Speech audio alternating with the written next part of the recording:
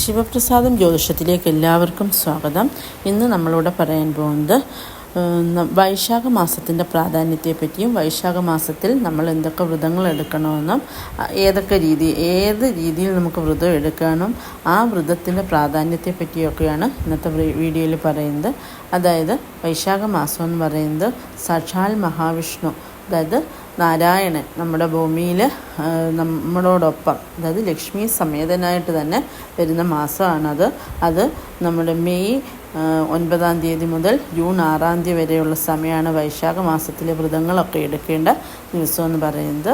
അതായത് വൈശാഖ മാസത്തിലാണ് ഭഗവാൻ അദ്ദേഹത്തിൻ്റെ പ്രധാന അവതാരങ്ങളെല്ലാം എടുത്തിരിക്കുന്നത്. അതുപോലെ തന്നെ ശിവാംശം ഉള്ള നമ്മുടെ ശ്രീ ശങ്കരാചാര്യരുടെ ജനനവും ജയന്തിയും ഈ വൈശാഖ മാസത്തിലാണ്.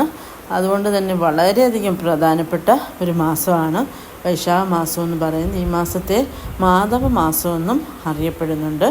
അതുകൊണ്ട് തന്നെ എല്ലാവരും എല്ലാ ദിവസവും വ്രതം അനുഷ്ഠിക്കാൻ പ്രത്യേകം ശ്രദ്ധിക്കണം. അതായത് ഒരിക്കൽ എടുക്കാവുന്നവർക്ക് അങ്ങനെ എടുക്കാൻ പറ്റും. അതുപോലെ തന്നെ വെജ് മാത്രം കഴിച്ച് വ്രതം എടുക്കുന്നവരുണ്ട്. അങ്ങനെയുള്ളവർക്ക് അത് കുഴപ്പമില്ല.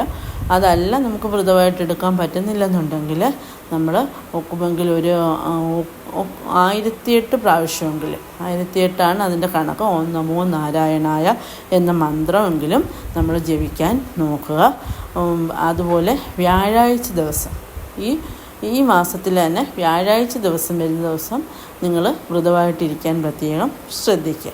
അതുപോലെ വിഷ്ണു സഹസ്രനാമം, നാരായണീയം ഒക്കെ ജപിക്കുന്നത് വളരെ ഉത്തമമായിരിക്കും. അതായത് ഭഗവാനെ എങ്ങനെ പ്രാർത്ഥനയോടെ മാത്രമേ നമുക്ക് ഭഗവാനിൽ എത്തിച്ചേരാൻ പറ്റുകയുള്ളൂ. അപ്പോൾ ആ ഭഗവാനെ എങ്ങനെയും നമ്മൾ എത്രയും പ്രാർത്ഥിക്കാമോ അത്രയും. അതുപോലെ ഈ വലിയ ഗ്രന്ഥങ്ങൾ ഭാഗവതം ഒക്കെ വായിക്കുന്നത് ഉത്തമമായിരിക്കും. ഇതിലൊന്നും പറ്റാത്തവർ ഓം നമോ നാരായണായ എന്ന മന്ത്രമെങ്കിലും ജപിക്കാൻ നിങ്ങൾ ശ്രദ്ധിക്കുക.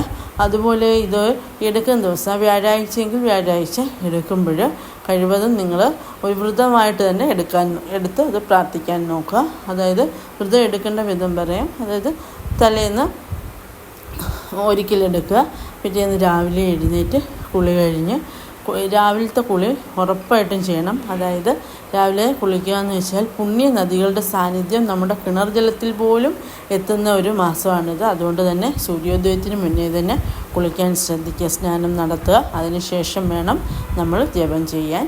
അതുപോലെ ഇതിന് ശരീരശുദ്ധിയും മനഃശുദ്ധിയും അത്യാവശ്യമാണ്. അതുപോലെ എല്ലായ്പ്പോഴും ഓം നമോ നാരായണായ ആ മന്ത്രം എപ്പോഴും ജപിക്കാൻ നമ്മൾ ശ്രദ്ധിക്കുക.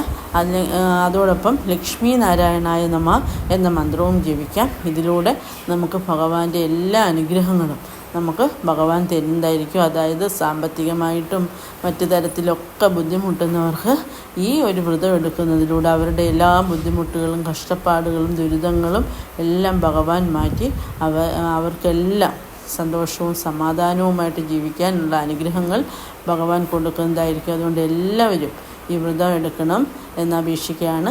ഒക്കുന്നവരൊക്കെ ഈ വ്രതം എടുക്കുക. അത് എല്ലാവർക്കും എല്ലാ ഐശ്വര്യങ്ങളും ഉണ്ടാകട്ടെ.